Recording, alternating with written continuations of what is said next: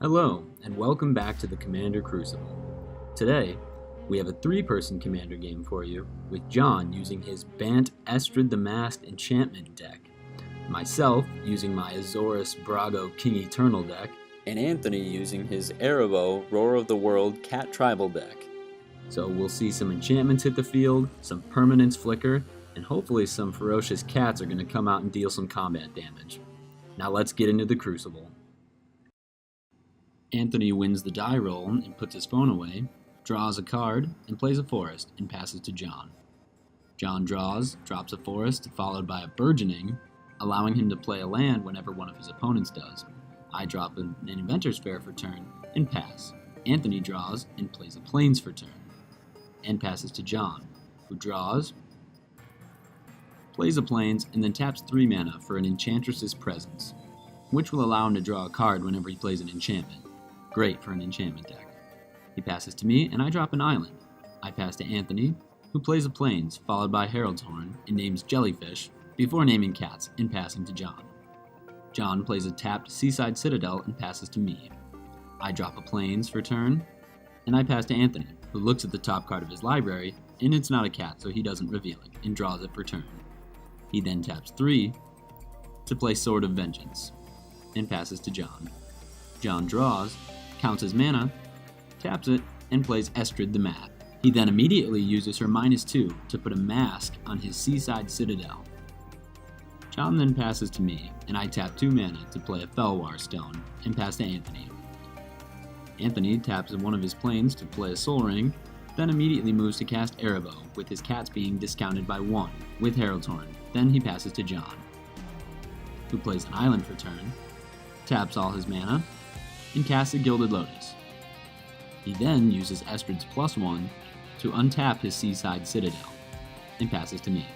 I untap and draw, play a Plains for turn, tap 4 mana to cast Clever Impersonator, targeting John's Gilded Lotus. I then tap my freshly created Gilded Lotus and a Plains to cast my commander Brago, before passing to Anthony. Anthony taps 1 white to cast Sigarda's Aid, which allows him to play equipment spells at instant speed, and when one enters the battlefield, he gets to immediately equip it. He then gears up Arahbo with the Sword of Vengeance, swings at Estrid. With no blocks, John moves Estrid back to the command zone. John untaps, draws his card for turn, taps his Gilded Lotus, and finally some mana to play Angelic Chorus to get some incidental life gain in this Enchantress deck. Then he plays an island for his turn, before casting the Yamivaya Enchantress, which enters with 5 1/1 counters for each other enchantment on the battlefield. John gets to gain 7 life. John then passes to me, where I play a Plains, count up my mana, and drop a Myr Battlesphere. The Battlesphere lets me create 4 Myr tokens. I then move to attack with Brago. Anthony has a quick response, tapping 1 white mana to condemn Brago and send him to the bottom of my library. As he moves zones, I choose to send him back to the command zone, before passing to Anthony. Anthony looks at the top card of his library, decides to draw it as it's not a cat, taps his mana to play Traverse the Outlands, where he gets to go search his library for basic lands equaling the greatest power among the creatures he controls. He goes for 7 lands, getting 4 forests and 3 plains. John played Estrid while he waited. Then, when it was finally his turn, he played a Commander Sphere, and then used Estrid's -2 to put a mask counter on the Gilded Lotus. John passes to me, and I move immediately to play a Deadeye Navigator, having it become soulbound to the Myr Battlesphere. I pay 2 mana and flicker the Battlesphere, creating 4 more Myr tokens. I pass to Anthony, who looks at the top of his library with Herald's Horn and reveals Miri, the Weatherlight Duelist, reveals it to us, and draws a card. Then plays Nizan, and as Nizan enters, Anthony gets to tutor for an equipment. He puts down Grappling Hook, and with Sigarda's Aid gets to immediately equip that when he chooses to put it on Arahbo. Anthony then goes to combat and swings at John with his 7/7 double striking Arahbo. John takes the damage and goes to 33, as Anthony ends his turn with the Spirit of the Heart, before passing to John. John plays a Plains for turn, tapping his Seaside Citadel and his Gilded Lotus, using Estrid's +1 to untap his masked permanents, before tapping them again, and 2 blue sources to play Omniscience, and then casting Elish Norn from his hand for free. giving all other creatures -2/-2, killing all my mirrors. I immediately cast Swords to Plowshares, letting John gain a little bit more life, but getting rid of the threat of Elvish Norn. He sacrifices his Commander Sphere to draw a card before passing to me. I draw and untap, counting out some mana. Tap 4 to play Panharmonicon, doubling all my ETB triggers. I then use the Soulbound Mirror Battlesphere, flickering it to create 8 more mirror tokens with the Panharmonicon. I pass to Anthony. Anthony looks at the top card, reveals a cat, and then draws a card. Anthony sets mana aside and plays Relic Crush, destroying an artifact and an enchantment. He targets the Omniscience and my Mirror Battlesphere, and I quickly cast Insidious Will to copy the spell to target Anthony's Grappling Hook and his Sword of Vengeance. After all is said and done, Anthony taps 3 mana to play a Behemoth Sledge and equips it immediately onto Nizan. Anthony gives Arahbo's +3/+3 trigger to Nizan, then pays 3 to give Nizan +10/+10, who already has Trample and Lifelink, and swings at John for 20 damage. John takes the 20, goes to 17, and Anthony gets to gain 20, going to 60. Anthony passes to John, and John moves to cast Creeping Renaissance, naming enchantments, returning all enchantments in his graveyard to his hand. He does the same tapping shenanigans he does earlier, where he taps the Gilded Lotus and the Seaside Citadel, untaps them using Estrid, and taps them again to net more mana. Plays a Forest for turn as he didn't with the start, and drops Omniscience once again. Omniscience enters, so he draws, and then he plays Winds of Wrath for free with Omniscience, destroying all non-enchanted creatures, wiping the board. John passes to me, and I draw an untap for turn, and play a Reliquary Tower.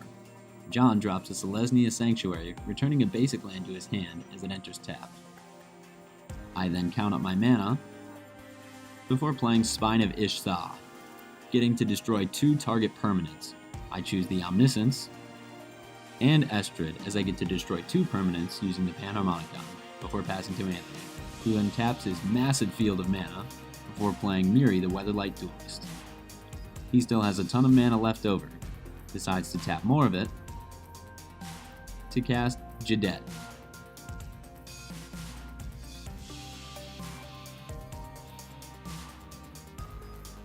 And finally, adding to his already massive mana pool, Abundance, before passing to John. John untaps his lands, draws a card, plays a Plains for turn,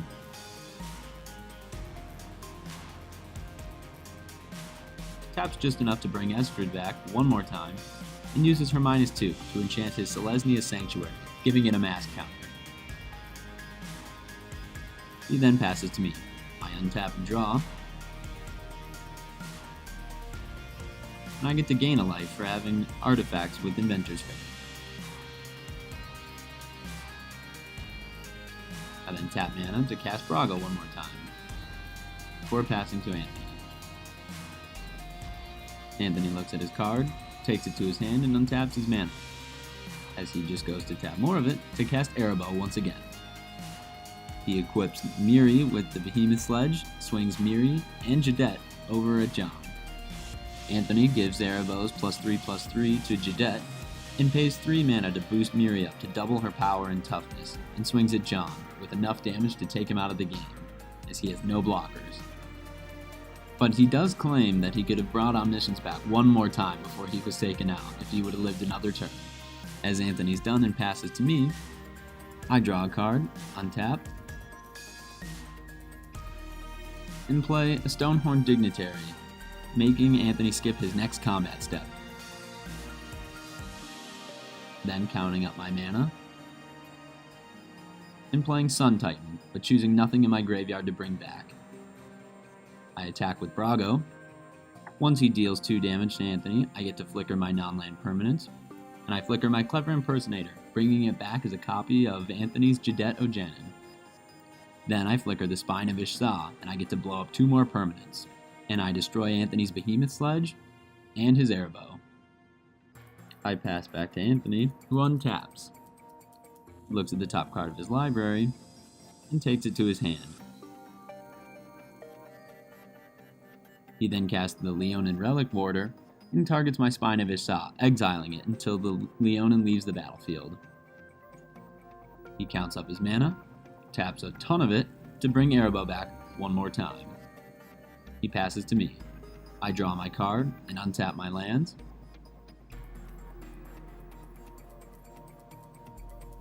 And I pay for, tap the Inventor's Fair and sacrifice it to search my library for an artifact card, reveal it, and put it into my hand.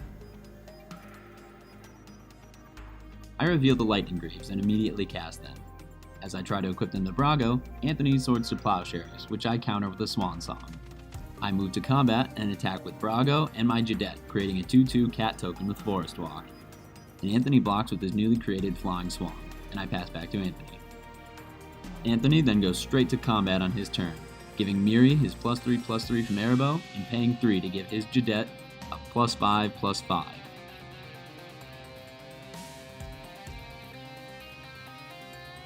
I can only block with one creature, so I block his Miri with my 2/2 cat, and take 10 damage. Anthony passes back to me, and I untap and draw, and play a Port Town as it enters untapped. I count up my mana. I improvise my Lightning Greaves and my Panharmonicon to cast War of Invention, where X equals 7. So I search my library for an artifact with converted mana cost 7 or less, and I get to put it straight on the battlefield. In the long run, I don't grab an artifact with converted mana cost 7, but a Phyrexian Metamorph, and choose to make a copy of Arahbo. I move to combat, and I can only attack with one creature as Miri is tapped. I attack with Brago, hitting for 2 damage and getting to flicker all my non-land permanents. I flicker Sun Titan to bring back the Inventor's Fair. I flicker Stonehorn Dignitary to make Anthony skip his next combat step, and pass back to Anthony, who names non-land with Abundance, and reveals the top of his library until he reveals a non-land card. He then casts the Rashka Golden Cub, and equips Hero's Blade to it. And then passes to me. I untap and draw. And I play a Strionic Resonator.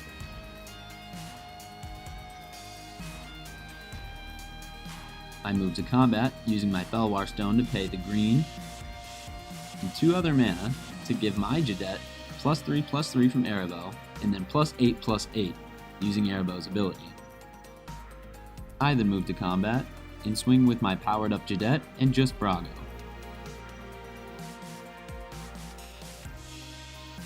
Before taking 18 damage, as he doesn't want to lose any of his creatures. With the Brago trigger, I flicker my Clever Impersonator to make another copy of an untapped Jadette, and flicker my Stonehorn Dignitary, making Anthony skip his next combat. He then scoops as he realizes that he has no answer for the Stonehorn Dignitary. And that is what happens when an Enchantress, an Undead Ghost King, and a giant cat meet in the Commander Crucible. Estrid was able to do some crazy stuff with some enchantments, as she never really got perfect synergy going, but was able to gain some life and draw some cards. Brago worked just as you'd expect him to. Sitting around kind of early game, not really ramping with any green, relying heavily on artifacts. Towards the late game, once he was able to flicker a lot of things on the board, he was really starting to do some work. And Arahbo, ramping super hard, powering up some weaker cats to make them pretty sizable, and hitting for a ton of combat damage using equipment. But in the end, Brago was able to flicker a ton of things and stop combat for the Arahbo player. Thanks for watching. See you next time.